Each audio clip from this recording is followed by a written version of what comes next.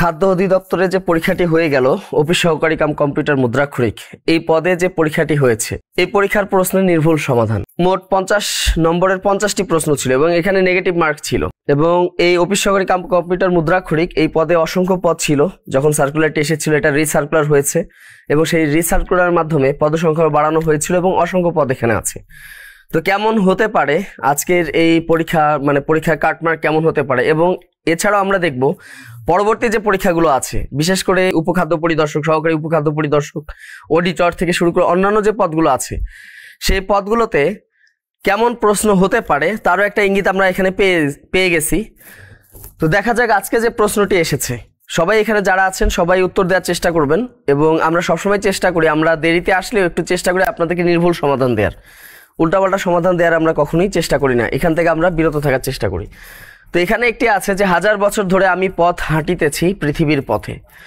যারা খাদ্য ব্যাচে ভর্তি ছিলেন, বিদ্যাবাড়িতে যারা খাদ্য ব্যাচে ভর্তি ছিলেন, আজকে হয়তোবা পরীক্ষা আপনারা দিয়েছেন, দেখেন বাংলা প্রশ্ন কত সুন্দর করেছে। এখানে কমন পাওয়ার কথা, মানে যেগুলো পড়ানো হয়েছিল আপনাদেরকে এই পড়ানোর ভিতর থেকে কিন্তু প্রত্যেকটা প্রশ্ন এসেছে। তো এখানে যে প্রথম যে প্রশ্নটি আছে যে 1000 বছর ধরে আমি পথ হাঁটিতেছি পৃথিবীর পথে, এই যে চরণটি, এই চরণটি কার লেখা? তো আমরা জানি যে কবি জীবনানন্দ দাশের একটা অন্যতম কবিতা হচ্ছে বনলতা সেন। এই বনলতা সেন যে কবিতাটি ছিল তার বিখ্যাত কবিতা, যে কবিতার মাধ্যমে তিনি মানে খ্যাতি অর্জন করেছেন এবং অনন্য তার এই সৃষ্টি। এই বনলতা সেন কবিতা থেকেই এই লাইনটি এসেছে যে 1000 বছর ধরে আমি পথ হাঁটিতেছি পৃথিবীর পথে। তাহলে এটার উত্তর কি হবে? জীবনানন্দ দাশ, কবি জীবনানন্দ দাশের বনলতা সেন নামক কবিতা থেকে এই লাইনটি নেওয়া হয়েছে। আপনাদের যখন ক্লাসগুলো নিয়েছিলাম আপনাদেরকে বলেছিলাম যে গুরুত্বপূর্ণ লাইন বা এই যে বিষয়গুলো, হ্যাঁ এগুলো আপনারা ভালো করে পড়ে যাবেন, উদ্ধৃতি পংক্তিগুলো। তো দেখেন যে এখান থেকে কমন এসেছে এবং জীবনানন্দ দাশের যখন পড়ানো হয়েছিল তখনও কিন্তু এটা বলা হয়েছে। বাংলায় চিরস্থায়ী ভূমি ব্যবস্থা প্রবর্তন করেন কে? চিরস্থায়ী ভূমি ব্যবস্থা যেটাকে বলা হয় কি? বন্দোবস্ত ব্যবস্থা যেটাকে বলা হয়, তাই না? বন্দোবস্ত, চিরস্থায়ী বন্দোবস্ত বলা হয় না, বন্দোবস্ত ব্যবস্থা যেটা আর কি। তাহলে এই চিরস্থায়ী বন্দোবস্ত ব্যবস্থা যেটি ছিল এটা প্রবর্তন করেছেন কে? আমরা জানি যে 1773 সালে এই ব্যবস্থাটি প্রণয়ন করা হয়েছিল। সবাই আমরা জানি যে 1773 সালে এই ব্যবস্থাটি প্রবর্তন করা হয়েছিল। এই চিরস্থায়ী বন্দোবস্ত ব্যবস্থা যখন প্রবর্তন করা হয়, মজার বিষয় হচ্ছে যে তারা সবার আগে চুক্তি করেছিল, বাংলার যে শাসক ছিল তখন নাজিমুদ্দৌলা বা নজমুদ্দৌলা যেটাই বলি না কেন, তার সাথে চুক্তি করেছে 50 লক্ষ টাকার বিনিময়ে।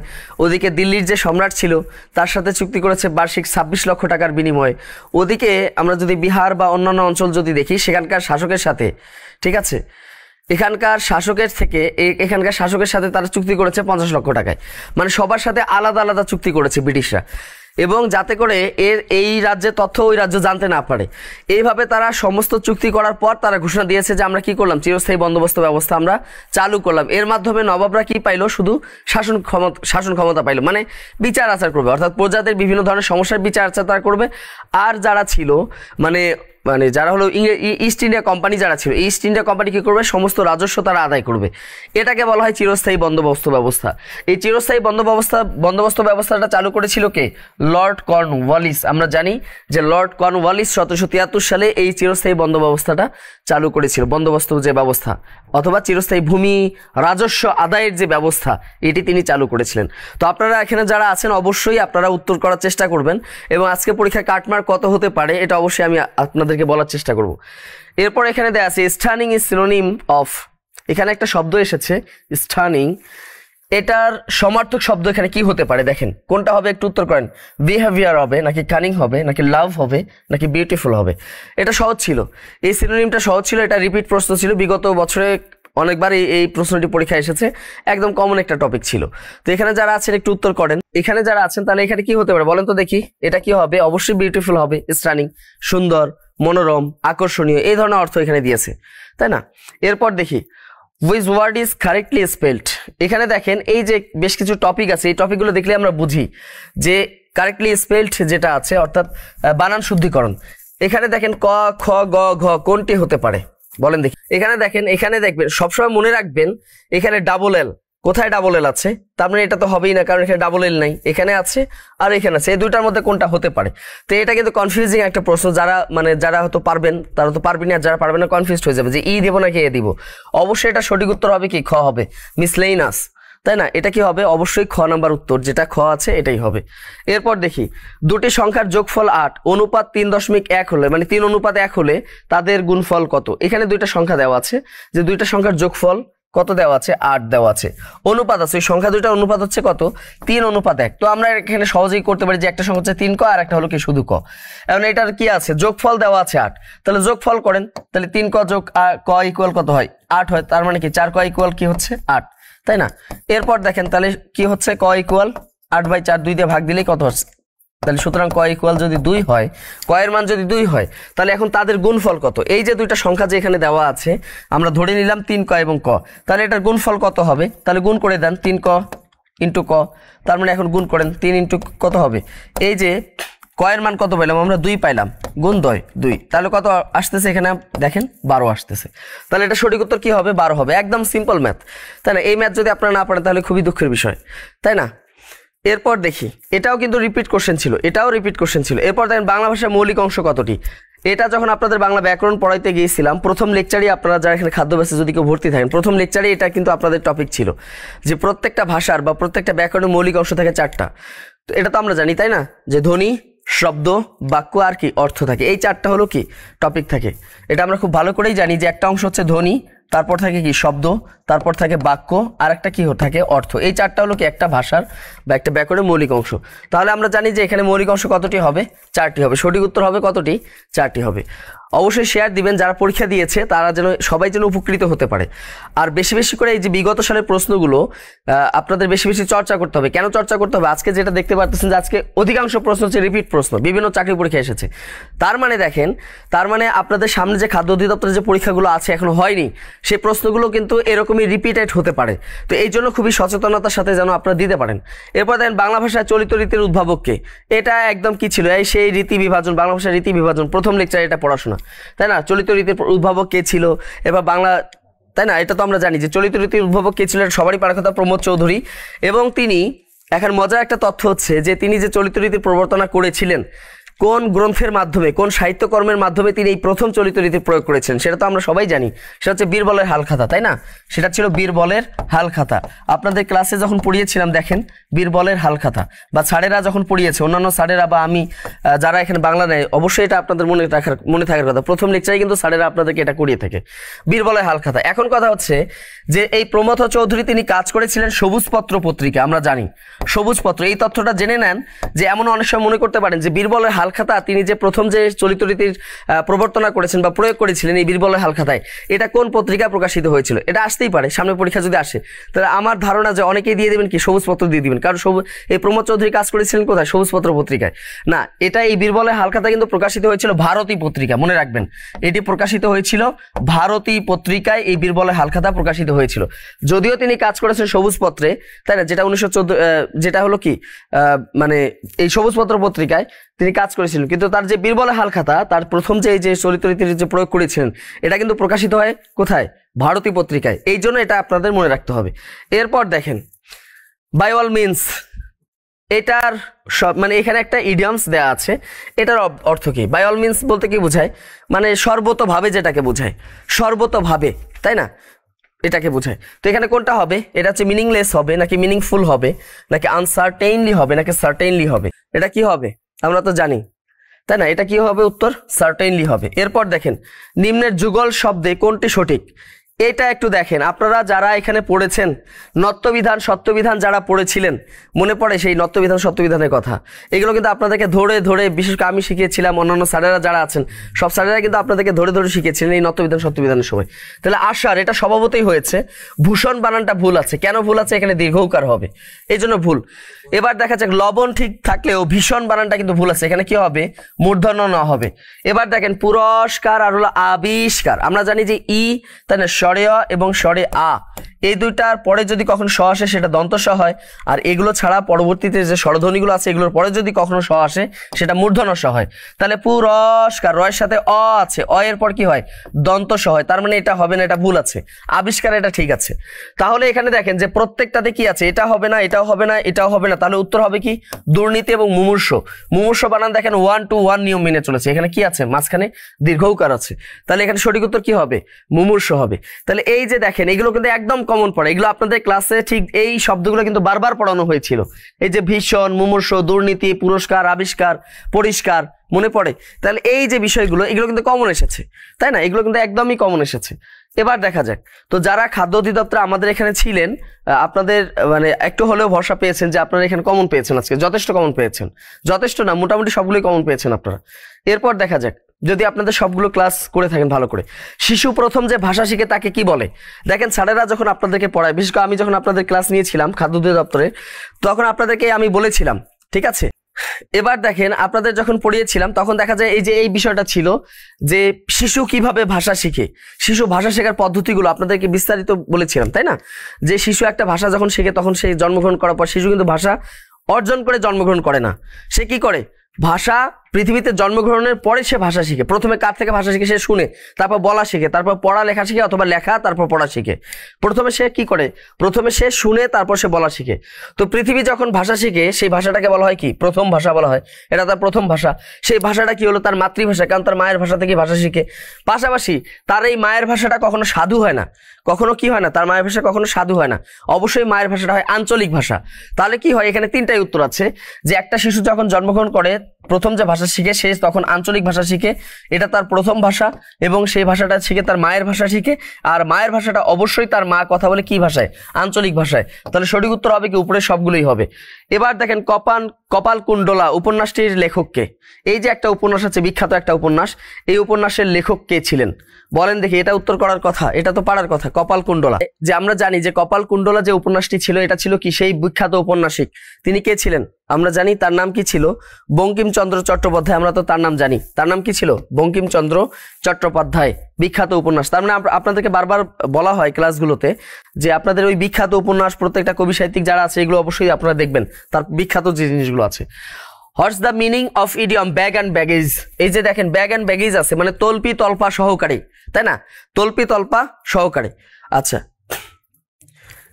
তল্পি তল্পা সহকারী এটার অর্থ হচ্ছে, তাহলে এটা কি হবে, হ্যাভি থিং হবে অবশ্যই না, ওন প্রপার্টি নিজস্ব প্রপার্টি অবশ্যই না, ভ্যালুয়েবল গুডস এটাও হবে না, তাহলে কি হবে লিভিং নাথিং বিহাইন্ড, মানে সে লিভিং করবে মানে সে ত্যাগ করবে, নাথিং বিহাইন্ড পিছনে কোনো কিছু রেখে সে যাবে না, তাই না, অর্থাৎ সে কি করবে কোনো কিছু রেখে না রেখেই সে যা যা যাবতীয় আছে সবকিছু সে নিয়ে যাবে, মানে তল্পি তল্পা সহকারী যেটাকে বলা হয় সবকিছু সে নিয়ে যাবে, তাহলে অবশ্যই কি হবে লিভিং নাথিং বিহাইন্ড। এরপর দেখেন সমকোণী সমদ্বিবাহু ত্রিভুজের ভূমি সংলগ্ন কোণের মান কত, এগুলো একদমই সিম্পল, বুঝে বুঝে করতে হবে, যে অবশ্যই সমকোণী হইতে হবে, মানে একটা কোণ সমকোণ হইতে হবে, বুঝলাম একটা সমকোণ হইলো, এই যে সমকোণ আমরা করে ফেলছি, তাই না, একটা সমকোণ হয়ে গেছে। এবার বলছে সমদ্বিবাহু দুইটা বাহু সমান হবে, তাহলে দেখা যায় এই যে যেটার ভূমি আছে এবং লম্ব আছে এই দুইটা কি হবে সমান হলো, তাহলে একটা সমকোণী ত্রিভুজ এঁকে ফেললাম। দেখেন এই যে এই বাহু আর এই বাহু সমান আর এই বাহুটাও অসমান, তো এখন দেখেন একটা কোণ যদি 90 ডিগ্রি হয় তাহলে অবশ্যই বলেছে সমদ্বিবাহু, তাহলে দুই বাহু যদি আবার সমান হয় তাহলে এর কোণগুলো কি হবে সমান হবে, তাহলে এটা এবং এটা, তাহলে এটা যদি 90 ডিগ্রি হয় তাহলে ত্রিভুজের তিন কোণের সমষ্টি 180 ডিগ্রি, তাহলে -90 ডিগ্রি, তাহলে ইকুয়াল কত থাকে 90 ডিগ্রি। এখন যদি এই দুইটা কোণ সমান হয় 2 দিয়ে ভাগ দিলে কত হয় 45 ডিগ্রি, খুবই সহজ, 5 সেকেন্ডের একটা ম্যাথ, দেখলেই তো বোঝা যায়, তাই না, একদম খুব সুন্দর করে আমরা বলতে পারি। তারপর দেখেন which of the following is correct, এখানে 4টা সেন্টেন্স দেয়া আছে, এর ভিতর কারেক্ট সেন্টেন্স কোনটা সেটা আপনাদেরকে বলতে হবে। I felt very bad that day, এটা দেয়া আছে I fells very bad that day, এটা আছে I fell very bad that day, নাকি I felt very bad that day, কোনটি হবে বলেন দেখি, এখানে যে 4টি অপশন আছে একটু উত্তর করেন আপনারা। অবশ্যই হবে I felt very bad that day, অবশ্যই উত্তর হবে কি ঘ উত্তর হবে I felt very bad that day. এখানে মানে পাস্ট সিম্পল যেটা আছে সেটা হবে আর কি আই ফেল্ট ভেরি ব্যাড, তাই না, হ্যাভ হবে না, ফেলসও হবে না, ফিলও হবে না, এই তিনটা কিন্তু ভুল আছে, তাই না, এই তিনটা ভুল আছে, এখানে হ্যাভ আসবে না, অবশ্যই এখানে ফিলস হবে না, ফিলও হবে না, এখানে ফেল্ট হবে, একদম ভার্বের পাস্ট সিম্পল যেটা ফর্ম আছে। 1 থেকে 20 পর্যন্ত মৌলিক সংখ্যা অবশ্যই স্যারের আপনাদের পড়িয়েছেন যে 1 থেকে 100 পর্যন্ত মৌলিক সংখ্যা কতটি, তারপরে 101 থেকে 200 পর্যন্ত মৌলিক সংখ্যা কতটি, হ্যাঁ এগুলো তো আপনারা পড়েছেন, এগুলো জানারই কথা, 4422 322 321, তো এটা তো আপনারা ফোন নাম্বারের মতো মনে রেখেছেন, তাহলে 1 থেকে 20 পর্যন্ত ডাবল 4 তাই না, 4 4 2 তাহলে 4 তাই না, এটা তো আমরা জানি যে 1 3 5 আর কি 7, আর এদিকে হচ্ছে 11 13 তারপর হলো 17 আর কি 19, এই তো 8টা সংখ্যা। তাহলে সঠিক উত্তর কি হবে? অবশ্যই 8টা হবে। সঠিক উত্তর কি হবে? 8টি হবে। একদম সিম্পল প্রশ্ন। এরপর দেখেন সাঁঝের মায়া কবিতাটি রচয়িতা কে ছিলেন? সাঁঝের মায়া যে কয়েকজন নারী কবি সাহিত্যিক আছেন এর মধ্যে বেগম রোকেয়া, সুফিয়া কামাল, সেলিনা হক, তাই না, এই ধরনের যারা, সেলিনা হোসেন যারা আছেন, নীলিমা ইব্রাহিম, এই যে 4জন দেখেন, 4জন নারী কবি সাহিত্যিকের নামই কিন্তু তারা দিয়েছে আপনাদের কনফিউজ করার জন্য, তাই না। এটা তো আমরা জানি কে লিখেছেন, অবশ্যই এটা কে করেছেন? বেগম সুফিয়া কামাল, তাই না, বেগম কে করেছেন? সুফিয়া কামাল। আচ্ছা, এরপর দেখি যদি আপনাদেরকে বলতো সামনে আসতে পারে পিপাসা কার লেখা, পিপাসা গল্পটা কার লেখা, তাই না, এরকম আসতে পারে। অর্ধাঙ্গী এটা কার লেখা, এরকম আসতে পারে। তো এই জন্য একটু ভালো করে দেখবেন। এরপর দেখেন যে কোন ইউরোপীয় ভারত আসার জলপথ আবিষ্কার করেছিল? আমরা জানি যে ভারত আসার পথ আবিষ্কার করেছিল কোন ইউরোপীয়? লর্ড ক্লাইভ তো হবেই না, তাই না, এটা তো ওই 1757 সালের কাহিনী। ক্রিস্টোফার কলম্বাস, এই ক্রিস্টোফার কলম্বাস কি করেছিলেন? আমেরিকা আবিষ্কার করেছিলেন আল ইদ্রিসির অনুমতি ক্রমে। ক্রিস্টোফার কলম্বাস ছিলেন, এটা নিয়ে আমরা অনেকেই এটা আমরা সাধারণত পড়ে থাকি যে ক্রিস্টোফার কলম্বাস নাকি কি করেছেন, মানে আবিষ্কার করছেন। আসলে ক্রিস্টোফার কলম্বাস করেনি। ক্রিস্টোফার কলম্বাস ছিল একজন নেভিগেটর। নেভিগেটর বুঝেন? একজন নেভিগেটর ছিল, মানে সে দিক নির্দেশনা, সে জাহাজ চালাইতো, মানে জাহাজের সে চালক ছিল, জাহাজের সে দিক সে কি করতো? নিয়ন্ত্রণ করতো, সে মূলত ছিল জাহাজের চালক। তো আল ইদ্রিসি তাকে ওই জাহাজ চালাইতো কে? এই কলম্বাস চালাইতো। তো আল ইদ্রিসি ছিল মূলত এটার আবিষ্কারক, আল ইদ্রিসি তাকে চালক হিসেবে ব্যবহার করেছে। তো পরবর্তীতে তো আমরা এই বিশাল কাহিনী যদি আমরা সেই বলতে যাই এত দূর যাব না, তো এটা হচ্ছে আপনারা অবশ্যই জেনে নেবেন। তো এই ক্রিস্টোফার কলম্বাস ছিল মূলত, ক্রিস্টোফার কলম্বাস ছিল একজন জাহাজ চালক ছিল, সে আসলে আবিষ্কার করেনি, তার নামটা আমরা পড়ে থাকি আর কি, আমাদেরকে পড়ানো হয়, মানে পড়াইতে আমাদেরকে বাধ্য করানো হয়, কিন্তু এটা মূলত আবিষ্কারক ছিলেন আল ইদ্রিসি। এবার দেখেন যাকে বলা হয় ড্রেসেস, যাকে ইউরোপিয়ানরা নাম দিয়েছে কি? ড্রেসেস বলা হয়, ড্রেসেস তার নাম দিয়েছে, মূলত তার নাম হচ্ছে আল ইদ্রিসি। সে সর্বপ্রথম মানে এই আবিষ্কার করেছিল, আর ক্রিস্টোফার কলম্বাস ছিল সেই জাহাজের চালক ছিল। এবার দেখেন তাহলে ভাস্কো দা গামা 1498 সালে সে কি করেছিল? 1498 সালে সে রওনা দেয়, প্রায় 2 বছর লেগেছিল, সে এসে কি করে? জলপথ আবিষ্কার করেছিল। তো এই যে এটা বলা আছে, তবে এখানেও অনেক তথ্য আছে যে তথ্যগুলোকে আমাদের চুরি করা হয়েছে, তথ্য চুরি করা হয়েছে। চুরি করেছে কারা? ব্রিটিশরাই করেছে। আমাদেরকে ওদের শিক্ষা ব্যবস্থা আমাদেরকে দিয়ে, তারা যখন 190 বছর শাসন করেছে, ওরাই আমাদেরকে একদম কি করেছে? আমাদের শিক্ষা ব্যবস্থা 12টা বাজায় দিয়ে গেছে, এবং ওদের সবকিছু আমাদের জানতে হয়। কম্পিউটার মেইন ব্রেইন কাকে বলা হয়? আমরা জানি কম্পিউটার মেইন ব্রেইন হচ্ছে সিপিইউ, সেন্ট্রাল প্রসেসিং ইউনিট। এখন এই সেন্ট্রাল প্রসেসিং ইউনিটের ভিতরে তো অনেক কিছুই থাকে। এই সেন্ট্রাল প্রসেসিং ইউনিটের ভিতরেই একটা যে বিষয়টা থাকে সেটা হলো কি? মাইক্রো প্রসেসর, তাই না। সেন্ট্রাল প্রসেসিং ইউনিট, এটা কিন্তু দুইটাই উত্তর হবে। দেখেন সিপিইউ যদি থাকে কখনো, যদি মাইক্রো প্রসেসর না থাকে, যদি থাকে সিপিইউ, তাহলে উত্তর কিন্তু সিপিইউ হবে। এই সিপিইউ এর ভিতরে থাকে কি? Micro processor. এই মাইক্রো প্রসেসরকে ব্রেইন বলা হয়, আর সামগ্রিকভাবে সিপিইউ কেও কি বলা হয়? ব্রেইন বলা হয়। এই জন্য যেটাই থাক না কেন আপনারা এটা পড়ে দিবেন। তারপর দেখেন এখানে আছে he said I know him well because I use to live with him. তাহলে এখানে দেখেন choose the correct indirect speech. এখানে ডিরেক্ট স্পিচ দেওয়া আছে, আপনাকে ইনডাইরেক্ট স্পিচ এখানে বের করতে হবে। কোনটি হবে উত্তর? একটু আপনারা করেন দেখি কোনটি উত্তর হতে পারে। আপনারা আজকে প্র্যাকটিস করেন, ঠিক আছে, আজকে আপনারা প্র্যাকটিস করেন। কোনটি হবে? He had told that he had known him well because he used to live with him, এটা হবে নাকি he told that he knew him well because he used to live with him, নাকি গ হবে নাকি ঘ হবে? কোনটি সঠিক উত্তর হবে? একটু উত্তর করেন। এখানে যে বাক্যটি দেওয়া আছে সেই বাক্যের গঠন অনুযায়ী আমরা বলতে পারি যে he said that he knew him well because he used to live with him, এটাই হবে গ নাম্বার, এটাই উত্তর হবে। গ নাম্বার যেটি আছে এটাই কি হবে? সঠিক উত্তর হবে। এরপর দেখি পরবর্তী প্রশ্ন দেখি। পরবর্তী দেখেন if the sentence is a universal truth or habitual fact.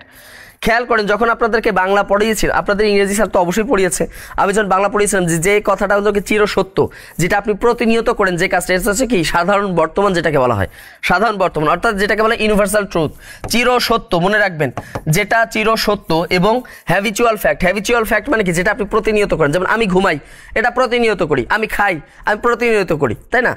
তারপর হলো কি? এই যে কাজগুলো, আমি বাড়িতে যাই, এটা আমরা প্রতিনিয়ত করি। এই যে হ্যাবিচুয়াল যে ফ্যাক্টগুলো আছে, এটাকে কি করা হয়? এখানে যে এই টেন্সটা কি হয়? অবশ্যই প্রেজেন্ট ইনডেফিনিট হবে, অর্থাৎ সাধারণ বর্তমান যেটা, এটা হবে। যিনি বক্তৃতা দানে পটু, এক কথায় কি বলে?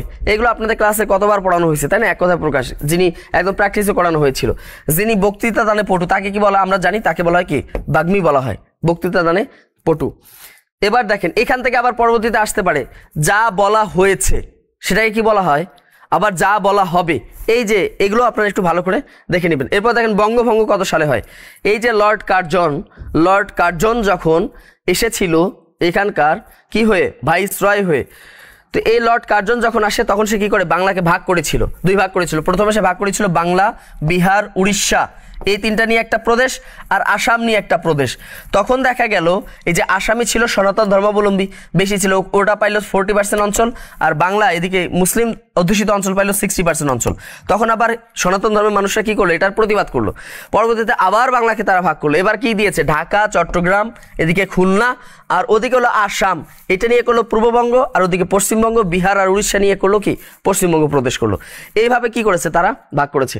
তো যাই হোক, এখানে কত সালে হয়েছে আমরা জানি, 1905 সালে হয়েছে। ডাক্তার আসিয়া দেখিল যে রোগী মারা গেছে। বলেন এটা কি হবে?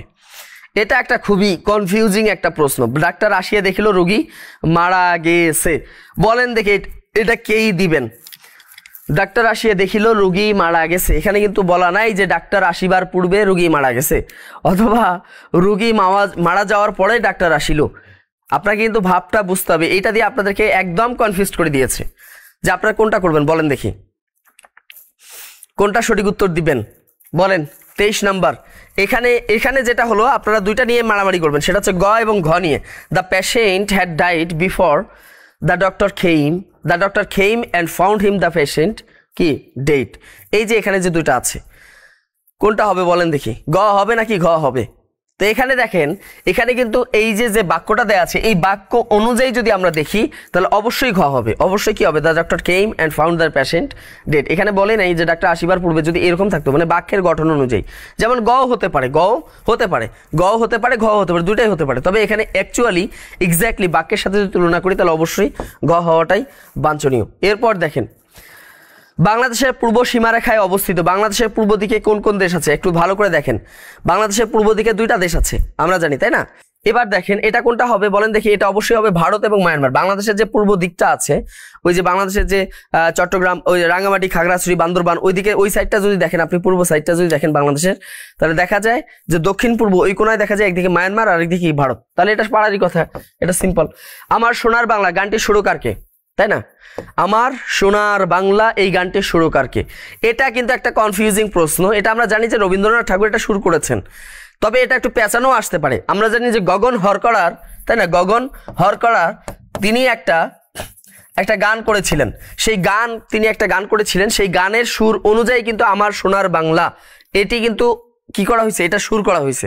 তো যেভাবে আসুক না কেন মনে রাখবেন যে এই যে আমার সোনার বাংলা যে গানটি আছে আমাদের যে জাতীয় সঙ্গীত, এটা সুর করেছেন কে, রবীন্দ্রনাথ ঠাকুর। তিনি কার কাছ থেকে নিয়েছেন সেটা দেখার বিষয় না, কিন্তু তিনি এই গানটার প্রথম সুর করেছেন কে, রবীন্দ্রনাথ ঠাকুর। এবার দেখেন পরবর্তীতে যদি আসি, পরবর্তী প্রশ্নগুলো দেখেন কত সুন্দর প্রশ্ন এসেছে। এই প্রশ্নে যদি আপনারা না পারেন তাহলে তো এর চেয়ে দুঃখজনক বিষয় আর কিছু হইতে পারে না। এবার দেখি পরবর্তীতে দেখেন কেচে গন্ডুস। দেখেন এই যে এগুলো একদম সিম্পল, কেসে গন্ডুস কতবার যে পরীক্ষা আসছে, এইগুলো হচ্ছে ম্যাক্সিমাম রিপিট প্রশ্ন। এখানে 40টার উপরে আছে রিপিটেড প্রশ্ন। কেচে গন্ডুস বাগধারাটার সঠিক অর্থ কি? এটা আমরা জানি যে কেসে গন্ডুস বলতে কি বোঝায়, কোনো কিছু নতুন করে আরম্ভ করা, মানে একবার শুরু করেছেন বেঁচতে গেছে আবার নতুন করে শুরু করা, তাই না? এটাকে বোঝায়। আচ্ছা, তো এটা কি হবে, অবশ্যই পুনরায় আরম্ভ হবে, পুনরায় আরম্ভ। তারপর দেখেন আইডেন্টিফাই কারেক্ট প্যাসিভ ভয়েস। এবার দেখেন ভয়েস থেকে আসছে, তাই না? ভয়েস থেকে এসেছে ন্যারেশন, এটা আসবে আপনাদের সামনের পরীক্ষাগুলোতে, একটা ভয়েস একটা ন্যারেশন আসবেই 100%। 5 men were arrested and 1 was fined, তাই না? এরপর দেখেন কি আছে, 5 men was arrested and 1 was fined, 5 men were being arrested and 1 was fined, 5 men were being arrested and 1 was fined। এখানে যে চারটা যে অপশন দেওয়া আছে কোনটি হবে বলেন দেখি, একটু উত্তর করার চেষ্টা করেন। এখানে যে ভয়েস চেঞ্জ দেওয়া আছে, প্যাসিভ ভয়েস করতে বলেছে, কোনটি উত্তর হবে? তাহলে আমরা জানি এটা অবশ্যই ক হবে, 5 men were arrested and 1 was fined। 27 কি হবে? অবশ্যই 27 নাম্বার কই হবে। এটা তো জানারই কথা যে 5 men were arrested and 1 was fined। War আছে আর এখানে কি হবে, ওয়াজ হবে এখানে। এরপর দেখেন 3 বিঘা করিডোর কোন জেলায় অবস্থিত, এটা পারার কথা। 3 বিঘা করিডোর কোথায়, আমরা এক কথায় জানি সেটা হচ্ছে লালমনিরহাট জেলা। উত্তরবঙ্গের একটি জেলা আছে লালমনিরহাট, এই জেলায় অবস্থিত। এবার দেখেন ওয়াইফাই মিনস, ওয়াইফাই এটা পারার কথা। ওয়াইফাই মিনস রিপিটেড প্রশ্ন, ওয়াইফাই মানে কি, ওয়্যারলেস ফ্রি না উড ওয়াইড ওয়েব নাকি ওয়্যারলেস ফ্রেন্ডলি নাকি মানে ওয়্যারলেস কি আছে ফিডেলিটি, কোনটা হতে পারে একটু উত্তর করেন দেখি, কোনটি সঠিক উত্তর হতে পারে? এবার দেখেন যে ওয়্যারলেস ফিডেলিটি, অবশ্যই কি হবে, অবশ্যই ঘ নাম্বার হবে, অবশ্যই কি হবে, ঘ নাম্বার হবে। এরপর দেখেন শুক্রবার বিদ্যালয় বন্ধ থাকে, বাকি বিদ্যালয় শব্দটি কোন কারকে কোন বিভক্তি? এই যে এটা দেখেন, এই যে কারক যখন পড়িয়েছিলাম বারবার বলেছিলাম, কারক যখন পড়িয়েছিলাম যে শুক্রবার বিদ্যালয় কি আছে, শুক্রবার বিদ্যালয় বন্ধ থাকে, শুক্রবার থেকে বিদ্যালয় বন্ধ থাকবে। তাহলে দেখেন শুক্রবার থেকে বিদ্যালয় বন্ধ আর শুক্রবার বিদ্যালয় বন্ধ থাকে, এই দুটার মধ্যে আপনাদের কনফিউশন ছিল, তাই না? যথেষ্ট কনফিউজ হয়ে গেছিলেন। আবার এটা বলেছিলাম যে বিদ্যালয়, এই যে বিদ্যালয় যদি দেখেন এর নিচে যদি ডাকতে তাহলে কি হবে? বন্ধ থাকে। এখানে ক্রিয়া কি? বন্ধ থাকে। দেখেন ক্রিয়াটা হলো বন্ধ থাকা। এই বন্ধ থাকা, এই যে কাজটা সংগঠিত হয়েছে কাকে কেন্দ্র করে? বিদ্যালয়কে কেন্দ্র করে। যাকে আশ্রয় করে ক্রিয়া সংগঠিত হয় সেটাকে কি বলা হয় বলেন দেখি? কর্ম না? কর্ম কি না? কর্ম। সেটা হলো কি কারক? কর্মকারক। তাহলে এখানে বিদ্যালয় কি হবে? অবশ্যই কর্মে শূন্য হবে, অবশ্যই কর্মে শূন্য হবে। তারপর দেখেন which one is the correct sentence? এখানে চারটা সেন্টেন্স দেওয়া আছে। নো সুনার হ্যাড, তাহলে we hear the noise, we had rush to the spot. তাহলে এখানে যেটা আছে, এখানে 31 নম্বর কোনটি সঠিক উত্তর হবে বলেন দেখি? যেখানে খ নাম্বার যে অপশনটি আছে যে no sooner had we hear the noise then we rush to the spot, অবশ্যই এটা কি হবে? খ নাম্বার উত্তর। আমি দ্রুত বলে যাই যেহেতু মাগরিবের আজান দিবে। 12 বর্গমিটার একটি ত্রিভুজাকার জমির উচ্চতা এত হলে তার দৈর্ঘ্য কত? ওই যে ত্রিভুজের যে আয়ত, মানে ত্রিভুজের কি আছে? ক্ষেত্রফল বলতেছে হাফ গুণ ভূমি গুণ উচ্চতা। এখানে কি দেখেন ভূমি ব্যবহার না করে কি করছে? এখানে দৈর্ঘ্য ব্যবহার করেছে। তাহলে কোনটি হবে? দৈর্ঘ্য। আমরা জানি যে হাফ গুণ ভূমি গুণ আর কি আছে? ভূমি না ধরে আমরা এখানে দৈর্ঘ্য ধরি, তাই না? হাফ গুণ দৈর্ঘ্য গুণ উচ্চতা। যদি আমরা ওইভাবে এই অঙ্ক অনুযায়ী যদি আমরা দেখি, তারপর হলো কি উচ্চতা, এটা ইকুয়াল কি দেওয়া আছে? 12 দেওয়া আছে। এখন মান বসাই দেন যে হাফ ইন্টু, এখানে দেখেন যে উচ্চতা কি দেওয়া আছে? এখানে কত দেওয়া আছে? 4 আছে, তাই না? এখানে কি আছে? 4 আছে। তারপর এখানে দেখেন ইন্টু কি আছে? এখানে দৈর্ঘ্য, তারপর দিবেন হচ্ছে 12। তাহলে এটা করলে হয়ে যায় গেল 2। তাহলে 2 ইন্টু কি হবে? দৈর্ঘ্য হবে, তারপর হচ্ছে 12। তাহলে 2 দিয়ে ভাগ করলে কত আসতেছে? 6 আসতেছে। তাহলে এখানে এক্স্যাক্টলি কত মিটার হবে? অবশ্যই 6 মিটার হবে, এটা তো পারারই কথা। তাহলে উত্তর কি হবে? অবশ্যই 6 মিটার হবে, তাই না? 12 বর্গমিটার, এটা উত্তর কি হবে? অবশ্যই 6 মিটার হবে। নিঃসন্দেহে এটা কি হবে? অবশ্যই 6 মিটার হবে। এরপর দেখা যাক পরবর্তীতে যদি দেখি। আচ্ছা, নয়েজ বানান দেখেও সঠিক দেওয়া যাবে, হ্যাঁ এটা তো দেয়াই যায়। এরপর দেখা যাক which pair of the word is correct. এখানে দেখেন যে সঠিক পায়ার কোনটা, জোড়া শব্দ কোনটা, শব্দ জোর কোনটা, তাই না? ফায়ার শব্দ জোর, পায়ার অফ ওয়ার্ড শব্দ জোর। তো এখানে দেখেন অ্যাসেসমেন্ট কমিউনিটি দেওয়া আছে, কমিটি। তারপর দেখেন অ্যাসেসমেন্ট কমিটি, কমিটি বানাতে অ্যাসেসমেন্ট বানানটা ভালো করে দেখেন, এই যে এই জায়গাটা দেখবেন অ্যাসেসমেন্ট, আর একটা কি কমিটি আপনাকে দেখতে হবে, এই জায়গাতেই দেখতে হবে। তো এখানে দেখেন এটা খুব ভালো করেই বোঝা যায় যে assess assess assess double S E double S, এই যে অ্যাসেস, আর হলো কমিটি বানান থেকে double M double T double E, তাই না? এই তো হয়ে গেল। এটা কি হবে? অবশ্যই গ নাম্বার হবে। এরপর দেখি পরবর্তী প্রশ্ন যদি আমরা দেখি, পরবর্তী প্রশ্ন যদি আমরা ভালো করে খেয়াল করি, পরবর্তী যে প্রশ্নটি এসেছে যে হুইচ ওয়ান ইজ কারেক্ট। এখানে দেখেন কারেক্ট কোনটি, এটা কতবার পরীক্ষা আসছে দেখেন, সেই অ্যাডমিশন টেস্ট থেকে শুরু করে মানে কতবার যে এই প্রশ্নটি পরীক্ষা এসেছে, অবশ্যই এটা ক হবে, এটা দেখেই বোঝা যায়। কোন ব্যক্তি যদি একাধারে কবি, কোন ব্যক্তি কবি, স্থপতি, চিত্রকর এবং ভাস্কর ছিলেন? এটা কনফিউজিং একটা প্রশ্ন। এটা কি লিওনার্দো দা ভিঞ্চি হবে নাকি মাইকেল অ্যাঞ্জেলা হবে? এই দুটা নিয়ে আপনারা কনফিউজ হয়েছেন, তাই না? যে লিওনার্দো দা ভিঞ্চি হবে নাকি মাইকেল অ্যাঞ্জেলা হবে। আবার পাবলো পিকাসো হবে কিনা, না পাবলো পিকাসো এর ভিতরে থাকলেও তার ভিতর কিছু গুণ ছিল না, এই দুটা নিয়ে। তবে এখানে যেহেতু বলেছে যে কবি, স্থপতি, চিত্রকর এবং ভাস্কর, মজার বিষয় হচ্ছে এই যে মাইকেল অ্যাঞ্জেলার ভিতর কি ছিল না, মানে ওই যে মানে কবির যে গুণটা এটা তার ভিতর ছিল না। তো সেই কারণে এখানে অবশ্যই উত্তরটা হবে কি লিওনার্দো দা ভিঞ্চি হবে। বাংলা সাহিত্যের প্রাচীন নিদর্শন কি বলেন দেখি? এটা এই প্রশ্ন যদি না পারেন, বাংলা সাহিত্যের প্রাচীন নিদর্শন কি সেটা তো আমরা জানি চর্যাপদ, তাই না? চর্যাপদ। এরপর I am looking forward two, দেখেন লুকিং ফরওয়ার্ড টু এটা তো হলো একটা ফ্রেজের মতো, এটা অনেকটা একটা ফ্রেজের মতোই, মানে এটা মুখস্থ, মানে এমনিতেই মনে রাখার কথা, এটা এমনিতেই আপনাদের পারার কথা, তাই না? ফ্রেজের মতো এটা।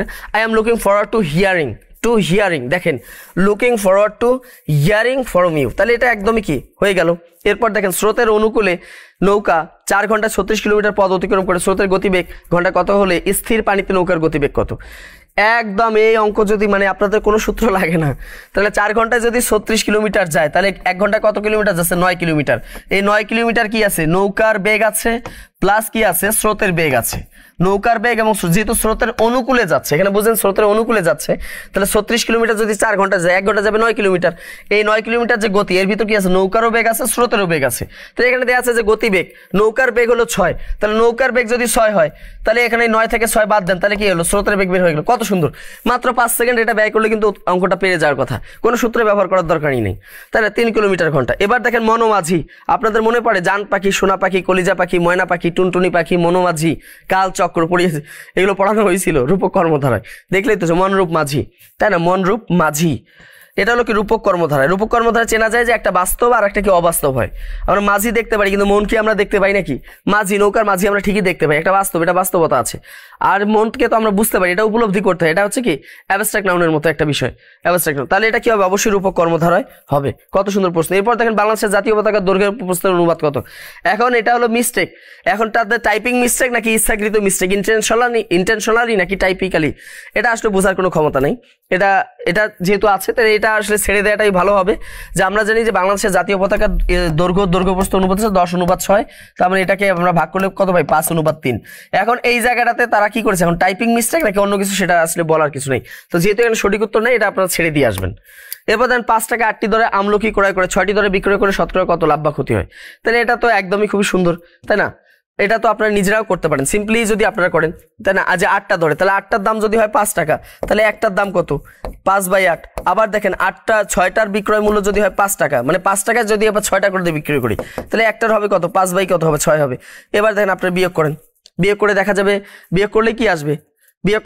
তার লাভটা বের হবে। তাহলে দেখেন এখানে দেখেন 5/6 মাইনাস হলো কি 5/8, বিয়োগ করেন দেখি 6 আর 8-এর লসাগু কত হয়? 6 আর 8-এর লসাগু 24। তাহলে এখানে কত? 6 দিয়ে ভাগ করলে কত হয়? 4 5 কত হচ্ছে? 20 মাইনাস 3 8 24, 3 5 15, তাহলে কত হচ্ছে? 5/24। তাহলে এই 5/24 টাকা আমার লাভ আসলো। এই লাভটা আসছে কোন টাকায়? এই যে 5/8 টাকায় লাভ আসছে। তাহলে দেখেন যে এই যে এত টাকায় লাভ, কত টাকায় লাভ? 5/8 টাকায় লাভ যদি হয় 5/24 টাকা, তাহলে 1 টাকায় লাভ কত হচ্ছে? তাহলে 5/24 ডিভাইডেড না করে একবারে গুণ করে দেন 8/5, তাহলে সুতরাং 100 টাকা লাভ কত হয়? তাহলে গুণ 100 দেন, একদম সংক্ষেপে, তাই না? 5 চলে গেল, 3 চলে গেল, 3 দিয়ে 100কে ভাগ করলে কত হয়? 33, সমস্ত 3-এর 1, এই তো হয়ে গেল। খুব সিম্পলি এটা করা যায়, মানে একদম মাছ ভাতের মতো একটা অঙ্ক, এত সুন্দর একটা অঙ্ক দিয়েছে, তাহলে অবশ্যই উত্তর হবে। এরপর দেখি, এরপর পরবর্তী যে প্রশ্নগুলো আছে সেগুলো আমরা দেখার চেষ্টা করি পরবর্তীতে কি আছে। এবার দেখেন যে 42 নাম্বার যে প্রশ্নটি আছে, 42 নাম্বার, সেটা আমরা দেখি। সেটা হচ্ছে গুদাম শব্দটি কোন ভাষা থেকে এসেছে? আপনাদের পর্তুগিজ শব্দ যখন পড়ানো হয়েছিল কেউ একজন জিজ্ঞেস করেছে গুদাম শব্দটি কি। এই গুদাম শব্দটা তো পারার কথা। অবশ্যই বেশি করে শেয়ার দিবেন যারা এখানে আছেন, যাতে করে আপনাদের যারা পরীক্ষা দিয়েছেন এনার জন্য এটা এই লাইভটা থেকে উপকৃত হতে পারে এবং প্রশ্নগুলোকে তারা সমাধান করে সঠিক সমাধান নিতে পারে। পর্তুগিজ শব্দ গুদাম কি হবে? পর্তুগিজ শব্দ, তাই না? যে পর্তুগালের পাদ্রী চাবি দিয়ে গির্জা খুলে বালতিতে কি করলো? আটা, আনারস, তাই না, পেঁপে, পেয়ারা, সাগু, সালসা, তারপর পাউরুটি, আচার রেখে কি করলো? তালা দিয়ে দিল। এই যে শব্দগুলো আছে সেগুলো পর্তুগিজ শব্দ। এবার তুর্কি শব্দ আছে বাবা, বিবি, বেগম, হিন্দি শব্দ আছে আমরা জানি ফুসকা, শেরওয়ানি, হিন্দি শব্দ। বার্মিজ শব্দ আছে ফুঙ্গি, বার্মিজ শব্দ। তো এই শব্দ থেকে কিন্তু আপনাদের প্রশ্ন কমন এসেছে। কপল শব্দটির সমার্থক শব্দ কি? এই যে কপল, এটা নিয়ে একটা কনফিউশন, সেটা হচ্ছে গণ্ডদেশ হবে নাকি গাল হবে, কারণ বাংলা অভিধানে আপনারা যদি দেখেন দুটাই আছে। তবে অবশ্যই এরকম যদি দুইটা উত্তর থাকে তাহলে অবশ্যই এক্স্যাক্টলি প্রথম যেটা থাকে সেটাই আপনারা দেওয়ার চেষ্টা করবেন। তাহলে এটাই যে কোনো একটা দিলেই হবে। আপনি যদি গণ্ডদেশ দেন এটাও হবে, গাল দিলে এটাও হবে। তবে ভালো হচ্ছে অবশ্যই গণ্ডদেশ দেওয়াটা, যেহেতু দুইটা উত্তরের ভিতর যেটা প্রথম থাকে সেটাই আমরা উত্তর করার চেষ্টা করি। তো এখান থেকে যে কোনো একটা দিলেই হয়ে যাবে আশা করা যায়। এবার দেখেন fill in the blank with correct preposition. Mister John gave a talk dash the cause of the dengue fever. এই যে দেয়া আছে এখানে একটা ইংরেজি সেন্টেন্স দেয়া আছে, তো এখানে কোন ধরনের প্রিপজিশন বসবে, কোন ধরনের, খেয়াল রাখবেন কোনো কিছু সম্পর্কে যদি কথা বলা হয় তাহলে হয় টক অন, তাহলে কি হবে? ঠক অন হবে। মনে রাখবেন কোনো কিছু সম্পর্কে, দেখেন mister John gave a talk on, তাই সে একটা কি করেছে? স্পিচ দিয়েছে, বক্তব্য দিয়েছে। কি সম্পর্কে? The cause of dengue fever. দেখেন কোনো কিছুর জন্য যদি বক্তৃতা দেওয়া হয়, কোনো কিছুর জন্য বা কোনো উদ্দেশ্যে, তাহলে কি হয়? অবশ্যই অন বসবে এখানে। 1 হেক্টরে কত একর হয়? 1 হেক্টরে কত একর, এটা একদম সিম্পল একটা ক্লাস 5-এর ম্যাথ, এটা ক্লাস 4-5-এ আপনারা পড়ে এসেছেন, তাই না? তো এটা কি হবে? অবশ্যই 2.47 কি হবে? একর হবে। 2.47 একর হবে। অনেকে আবার ভুলে এটাও দিয়ে আসতে পারে, কারণ দেখেছে এই দশমিকটা কোন জায়গায় আছে, বা 4.27 অনেকেই দিয়ে আসতে পারে। তাহলে এখানে আপনাদেরকে কি করতে হবে? অবশ্যই আপনাদেরকে মানে সেই অনুযায়ী মানে খুবই সাবধানতার সাথে আপনাদেরকে দিতে হবে, তাই না? এরপর দেখেন চুজ দ্য কারেক্ট সেন্টেন্স। এখানে আছে যে সঠিক বাক্যটা আপনাকে বের করতে হবে। এটাও কিন্তু একটু ঝামেলার আছে। ঝামেলার মানে কি? অনেকে আবার এটা ভাবতে পারে যে if I were you I would not have done this. হ্যাঁ এটা তো নাও হতে পারে, তাই না? অনেকে আবার এটা নিয়ে কনফিউশনে আছেন। If I were you I would not do this, এটা ঠিক আছে। তবে had I been a king, এই যে কন্ডিশনাল যেটা দেওয়া আছে, I would have help the poor, এটাও ঠিক আছে বাক্য। এখন ঘ নাম্বার এটা ঠিক আছে কিনা, অনেকে ভাবতে পারে এটা ভুল থাকতে পারে, থাকতেই তো পারে, স্বাভাবিক তো না, ভুল হইতেই পারে অনেকের ধারণা। এটা একটু উত্তর করেন দেখি, এটা কোনটা হবে দেখি। এখানে উত্তর কি হবে বলেন দেখি, এখানে কি মানে ঘ হবে নাকি খ হবে? তো এখানে অনেকেই হয়তো ভাবতে পারেন যে if I were you I would not have done this, এটা ভুল হতে পারে। না, এটা ভুল হবে না। এটা হচ্ছে কিছু আছে না, আনরিয়াল কন্ডিশন বলা হয়। অবশ্যই আনরিয়াল কন্ডিশন, না উত্তর নেই না, এখানে উত্তর আছে। আনরিয়াল কন্ডিশন বলতে একটা কন্ডিশন আছে, এই কন্ডিশন অনুযায়ী ঘ নাম্বার কিন্তু ঠিক আছে। তাহলে সেই অনুযায়ী এই গ তো ঠিক আছে, ক ঠিক আছে, তাহলে উত্তর হবে কি খ হবে, অল আর দ্য কারেক্ট। এবার দেখেন একটি বৃত্তের ব্যাস 26 সেন্টিমিটার হলে এর পরিধি কত? একদম কি মাছ ভাত, তাই না? 2 পাই আর পরিধি। তাহলে এই যে ব্যাস মানে হলো 2r বলতে ব্যাস বোঝায়, তাহলে 2r এর মান কত? বা যদি আপনি লেখেন 2r পাই তাহলে তো হয়ে যায়। তাহলে 26 ইন্টু 3.1416 যেভাবেই করেন, অথবা 22/7 ইন্টু কি 26, এভাবে আপনি করতে পারেন, এভাবে আরো সহজ হয়। তো এভাবে করলেই তো হয়ে যায়, অথবা 3.1416, তাহলে 3 26 কত হয়? অর্থাৎ 3 26 প্রায় 87 কাছাকাছি, 3 87 81, তাহলে এটাই হবে, ক নাম্বার হবে। এটা তো বোঝাই যাচ্ছে। এখানে যদি আপনি সিম্পলি মানে ঠান্ডা মাথায় যদি আপনি চিন্তা করেন তাহলে এখানে পারার কথা। বৃত্তস্থ রম্বস একটি কি হবে বলেন দেখি, বৃত্তস্থ রম্বস একটি কি হবে? সামান্তরিক হবে, ত্রিভুজ, আয়তক্ষেত্র নাকি বর্গক্ষেত্র? হ্যাঁ, এটাও অনেক সময় আপনারা কনফিউজ হয়ে যেতে পারেন যে কোনটা হবে। এটা সিম্পল একটা বিষয় যে বৃত্তস্থ যে রম্বস আছে, এই যে বৃত্তস্থ যে রম্বস, একটা বৃত্তের ভিতর যে রম্বস থাকবে, তাই না? একটা যে রম্বস থাকবে, এই রম্বস যে থাকবে, এটা আসলে কি হতে পারে? এটা অবশ্যই কি হবে, একটা বর্গক্ষেত্র হবে। বৃত্তস্থ রম্বস কি হবে? একটা বর্গক্ষেত্র হবে। কিভাবে হবে? এই যে দেখেন, এই যে একটা বৃত্তের ভিতরে যদি আপনি একটা কি করেন, এই যে একটা রম্বস যদি আঁকলেন, এই যে একটা রম্বস আঁকলেন, তাহলে এই রম্বসটা থেকে এই যে এখান থেকে আসলে দেখেন এটা যে সোজা, তাহলে এটা একটা বর্গক্ষেত্র হয়ে যায়, তাহলে এটা বর্গক্ষেত্র হয়ে গেল। তারপর এখানে দেখেন সিম্পল আছে, a cube minus b cube equal কত আছে? 513, a মাইনাস b ইকুয়াল 3 হলে ab এর মান কত? তো এটা তো দেখেই তো বোঝা যায়, a কিউব, এই যে a cube minus b cube, হ্যাঁ ইকুয়াল কত আছে? 513 আছে। এটার অনুসিদ্ধান্ত কি? a মাইনাস b কিউব, তারপর হচ্ছে কি প্লাস 3ab, তারপর কি দিব আমরা? a মাইনাস b হয়ে গেল, তারপর 500। এভাবে যদি করেন, আরো শর্ট টেকনিক তো আছেই। তাহলে এটার মান কি? তো 3 এর উপর কিউব প্লাস 3 ইন্টু ab এর মান কত দেওয়া আছে? ab এর তো মান নাই, তাহলে 3ab ঠিক থাকলো, আর এদিকে a এটার মান হলো কি 3, ইকুয়াল কত হচ্ছে? 513 হচ্ছে। তাহলে দেখেন 3 3 কি হচ্ছে? 9ab ইকুয়াল 513 মাইনাস 3 এর উপর কি বলে 27, বিয়োগ করলে কত হয়? 58 কত হয়? এদিকে 13 আর এদিকে হচ্ছে কি 14 গেলে কত? 86 না? এটাই। তাহলে সুতরাং ab ইকুয়াল কি হয়? 586 বাই কি হবে? এই যে 9 দিয়ে যদি ভাগ করেন তাহলে কি হচ্ছে বলেন দেখি? 486, 586 তো না, 486 আর কি। তাহলে কত হচ্ছে? আমরা জানি 5 9 কত হচ্ছে? 45। তাহলে কি থাকে এখানে? 330, 4 9 36, এই 54 হয়ে গেছে। তাহলে এটা কি হবে? অবশ্যই ঘ নাম্বার হবে, 54 হবে। এরপর দেখেন যে বসুমতী শব্দটির অর্থ কি? বসুমতী আমরা জানি পৃথিবী, ধরিত্রী, তাই না? এটা হচ্ছে কি বসুমতীর সমার্থক শব্দ। এটা একদম সিম্পল, সেটা হচ্ছে কি অবশ্যই বসুমতী শব্দটির সমার্থক শব্দ হবে কি? ধরিত্রী হবে। তো এই হলো 50। এখন কথা আছে যে কাটমার্ক কত হতে পারে? আপনারা বলেন দেখি, এই যে প্রশ্ন আছে এর ভিতরে দেখেন কাটমার্ক কত হতে পারে। যদি আমরা ওভারঅল যদি আমরা আলোচনা করি তাহলে দেখেন এখানে একটাকে যদি ভুল ধরি, পতাকার ওটাকে যদি আমরা ভুল ধরি, যে ভুল আছে একটা, আচ্ছা ভুল যদি একটা থাকে তাহলে এই 49টা প্রশ্নের ভিতরে আপনাদের কনফিউজিং আছে কতগুলো? এটা একটু দেখেন। প্রশ্ন সহজ, কিন্তু এর ভিতরে কনফিউজিং আছে 4 থেকে 5টা। যদি কনফিউজিং যদি ধরেন তাহলে 4 থেকে 5 কনফিউজিং যদি আপনি ধরেন, তাহলে এভারেজে এখানে যারা উপস্থিত আছেন কেউ যদি 40+ মার্কস যদি পেয়ে থাকেন, 40, যেহেতু অনেকগুলো পদ আছে, 40+ যদি কেউ পেয়ে থাকেন, তাহলে আমার কাছে মনে হচ্ছে যে আপনারা লিখিতের জন্য প্রস্তুতি নিতে পারেন। লিখিতের জন্য প্রস্তুতি নিতে পারেন। আর যারা 45 এর ঘরে আছেন, যারা কি আছেন মোটামুটি 43 থেকে 45 এর ভিতরে যারা আছেন, মানে তারা কি একদম চোখ বন্ধ, তারা কি করবেন? একদম চোখ বন্ধ করে আপনারা প্রস্তুতি নেন। চোখ বন্ধ করে না, চোখ খোলা রেখে প্রস্তুতি। চোখ বন্ধ করলে তো প্রস্তুতি নিতে পারবেন না।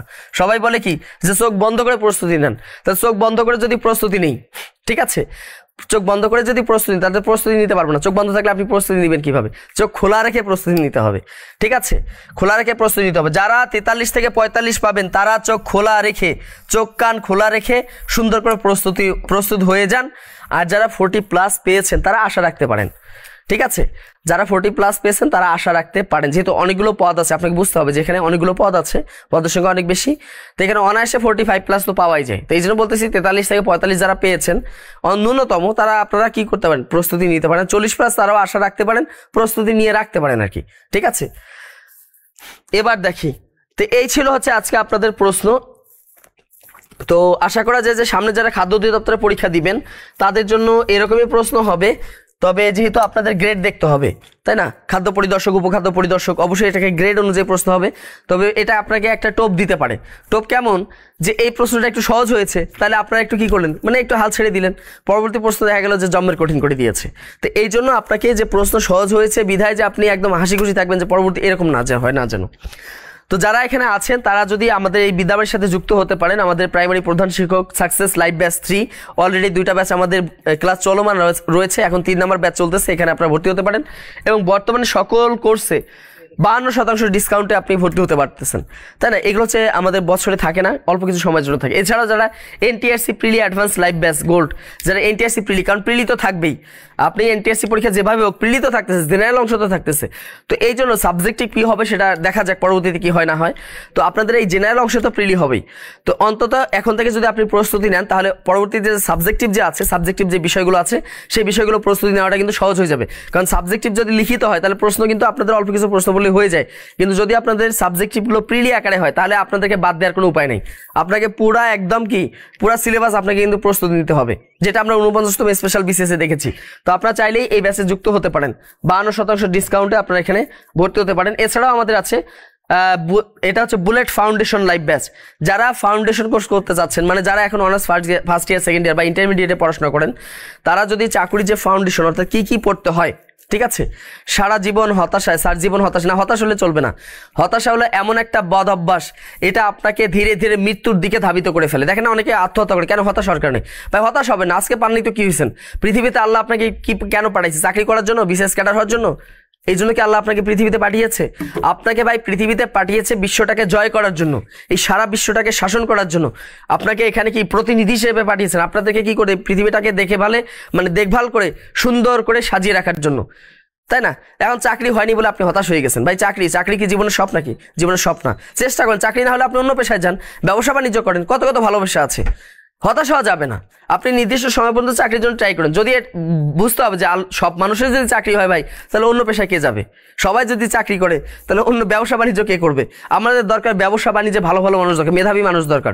আমাদের আজকে ব্যবসা বাণিজ্যে অশিক্ষিত মানুষ ঢুকে থাকার কারণে আজকে দেখেন এই যে ওজনে কম দিচ্ছে, ফরমালিন মিশাচ্ছে, প্রত্যেকটা খাবারের ভিতর ভেজাল, এই জায়গাগুলোতে আপনাদেরকে যাইতে হবে। তো চাকরি যদি না হয় আপনি ব্যবসা বাণিজ্য করবেন, সমস্যা নেই, ঠিক আছে। এরপর দেখেন বুলেট ফাউন্ডেশন ব্যাচ, এই ব্যাচে আপনারা ভর্তি হতে পারেন যাদের ফাউন্ডেশন একদম ক্লাস 3 থেকে। এখানে আমাদের পড়ানো হয় তৃতীয় শ্রেণী থেকে শুরু করে, এখানে আমাদের তৃতীয় শ্রেণী থেকে শুরু করে একদম দ্বাদশ শ্রেণী পর্যন্ত যে বেসিক যে বইগুলো আছে এই বইগুলো ধরে ধরে আপনাদেরকে শেখানো হয় আমাদের ফাউন্ডেশন ব্যাচে। তো যারা এখানে ভর্তি হতে চান যুক্ত। এছাড়া 11 থেকে 20তম গ্রেড, এই যে আজকে যে পরীক্ষাটি হলো এটা 11 থেকে 20তম গ্রেডেরই পরীক্ষা। কত সার্কুলার আসতেছে, প্রতিনিয়ত সার্কুলার আসতেছে, তাই না, কত সুন্দর সার্কুলার আসতেছে। এই সার্কুলারটাতে দেখেন কত সুন্দর সার্কুলার প্রত্যেক দিনই আসতেছে। তো 11 থেকে 20তম গ্রেড ভাই একদম সহজে চাকরি পাওয়া যায়। কেউ যদি 11 থেকে 20তম গ্রেডের 6 মাসের জন্য প্রস্তুতি নেয় তার একটা চাকরি হবে, এটা গ্যারান্টি, এটা একদম গ্যারান্টেড। যারা আজকে পরীক্ষা দিয়েছেন খাদ্য অধিদপ্তর, যারা এখানে কোর্স করেছিলেন, দেখেন তো আপনারা কিন্তু টিকবেন এখানে। তাহলে এই যে এখানে খুব সহজে একটা চাকরি পরীক্ষা আপনি যুক্ত হতে পারেন, তার পরবর্তীতে আপনি ব্যাংকে যান, বিসিএসে যান, অন্যদিকে কনভার্ট হয়ে যান, কোনো সমস্যা নেই। তো আমাদের 16 নম্বর ব্যাচ চলতেছে, আমাদের হচ্ছে কি 11 থেকে 20তম গ্রেড গোল্ড লাইভ ব্যাচ 16, এই 16তম ব্যাচে আপনারা যুক্ত হতে পারেন। অলরেডি আমাদের কিন্তু 15তম ব্যাচে ক্লাস শুরু হয়ে গেছে। এছাড়াও আছে নার্সিং, যারা এখানে আছেন অনেকের পরিচিত থাকতে পারে, যারা নার্সিং, আপনারা জানেন যে পিএসসি 828 পদের নার্সিং এর উপর কি দিয়েছে, নন ক্যাডার 10ম গ্রেডের একটি পদ। এবং এটা নিয়ে আমি সেদিন আলোচনা করেছি, নার্সিং একটা কি অসাধারণ একটা পদ, এবং এখান থেকে কিন্তু আপনি অনেক উপরে যেতে পারেন, সব একদম পরিচালক পর্যন্ত যেতে পারেন। এছাড়াও বিদেশে বিভিন্ন সেক্টরে যেতে পারেন আপনি। হ্যাঁ, এছাড়াও আপনি দেখা যায় যে কি এর মাধ্যমে আপনি আবার বিদেশি মিশনেও তো নিয়ে যেতে পারে, জাতিসংঘ মিশন এখান থেকে আপনাকে নিয়ে যেতে পারে। তো এই জন্য বিভিন্ন দেশে কাজ করার কিন্তু এখানে সুযোগ আছে। তো 828 পদের বিশাল একটা সংখ্যক একটা সার্কুলার এসেছে, তবে এটার পরীক্ষা কিন্তু একটু লেটই হবে। যেমন আজকেও নার্সিং এর পরীক্ষা হয়েছে, বিএমইউ এর 800 পদের নার্সিং এর পরীক্ষা হয়েছে। গত 1 তারিখে কিন্তু আবেদন পরীক্ষা শেষ হয়ে গেছে, এই 25 দিন পরে কিন্তু পরীক্ষা হলো। তবে পিএসসি এর পরীক্ষা কিন্তু এত হুটহাট হয় না, অন্তত 6 মাস আপনারা সময় পাবেন এইটার জন্য। তো যারা এখানে নার্সিং এর সাথে যুক্ত আছেন তারা এখানে এই ব্যাচে ভর্তি হতে পারেন। আমাদের ক্লাস কিন্তু খুব তাড়াতাড়ি শুরু হয়ে যাবে, মানে আগামী মাসের শুরুতে কিন্তু আমাদের ক্লাস শুরু হয়ে যাবে। তো এই যে এত এত কোর্স সংক্রান্ত বা যে কোনো তথ্য সংক্রান্ত, যে কোনো চাকরি সংক্রান্ত তথ্য জানার জন্য আপনারা এই নম্বরটিতে যোগাযোগ করে আপনি যে কোনো চাকরি সংক্রান্ত তথ্য, কবে সার্কুলার হবে, কিভাবে প্রস্তুতি নিব, এখানে আপনি যুক্ত হতে পারেন। ঠিক আছে, এখানে আপনি যুক্ত হতে পারেন। এছাড়াও এই যে এত এত ব্যাচ সম্পর্কে বললাম, এই ব্যাচগুলো বিস্তারিত তথ্য পাবেন আপনারা www.বিদ্যাবাড়ি.com, আমাদের যে ওয়েবসাইট আছে এই ওয়েবসাইটের ভিতরে আপনারা এই তথ্যগুলো পাবেন। এছাড়াও আমাদের ওয়েবসাইট প্রতিনিয়ত ভিজিট করবেন, এজন্যই যে এখানে আপনাদের যতগুলো চাকরি সার্কুলার হয় প্রত্যেকটা সার্কুলার এখানে আপনাদেরকে দেওয়া হয়। ঠিক আছে, এই জন্য এখান থেকে আপনারা দেখে নিতে পারেন। এছাড়াও দেখেন আমাদের যে ফেসবুক পেজ আছে, যে ফেসবুক পেজের মাধ্যমে এই যে আজকের এই লাইভটি দেখতে পারতেছেন, ফেসবুক পেজের সাথে যুক্ত থাকবেন, আপনাদের প্রত্যেকটা চাকরি তথ্য এখানে দেওয়া হয়। এছাড়াও আমাদের যে ইউটিউব চ্যানেল আছে, ইউটিউব চ্যানেলেও যুক্ত থাকবেন, এখানে আমাদের প্রতিনিয়ত বিভিন্ন ভিডিও এখানে আপলোড করা হয়। এই ভিডিওগুলো দেখার মাধ্যমে আপনারা আপনাদের চাকরি প্রস্তুতিটাকে আরো সাবলীলভাবে নিতে পারেন। তো চাকরি প্রত্যাশী বৃন্দ, এতক্ষণ যারা যুক্ত ছিলেন এই খাদ্য অধিদপ্তর আজকে এই প্রশ্ন সমাধানে, আপনাদের ক্ষেত্রে বলতেছি যে সামনে যেটা আসবে খাদ্য পরিদর্শক, উপখাদ্য পরিদর্শক যে পরীক্ষার পদের চাকরি হবে, এই চাকরির পরীক্ষাটাকে যে একদম আজকের মতো যে এরকম সহজ হবে তা না, এটা আপনাকে জাস্ট একটা টোপ দিয়েছে। আপনারা যদি গত 1 বছরে যদি চাকরির পরীক্ষাগুলো দেখেন, প্রথমে আপনাদেরকে একটু টোপ দেয়, তাই না? টোপ দেয়, যেমন 48 বিশেষ হয়ে গেল, জেনারেল পার্টটা মোটামুটি ভালোই করেছে, 47 এসে দেখেন জেনারেল পার্ট কি করেছে, আবার 49 দেখবেন যে আরো হার্ড করবে। তো এই যে আপনাকে একটু লোভ দেখায়, এই চাকরির পরীক্ষাগুলোকে একটু লোভ দেখায় আপনাদেরকে, তারপর এটা কিন্তু হার্ড করে। তো এই জন্য আপনারা এত ঘাবড়ানোর কিছু নেই। সামনে যেটা খাদ্য অধিদপ্তরে যেভাবে আপনাদেরকে পড়ানো হয়েছে, আমাদের স্যারেরা পড়িয়েছেন বা আপনারা ব্যক্তিগতভাবে যেভাবে নিয়েছেন, তাই না?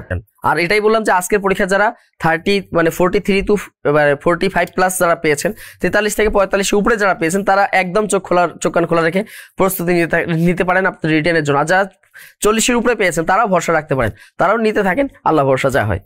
তো সবাই ভালো থাকবেন, সুস্থ থাকবেন, আবার আপনাদের সাথে দেখা হবে। আসসালামু আলাইকুম।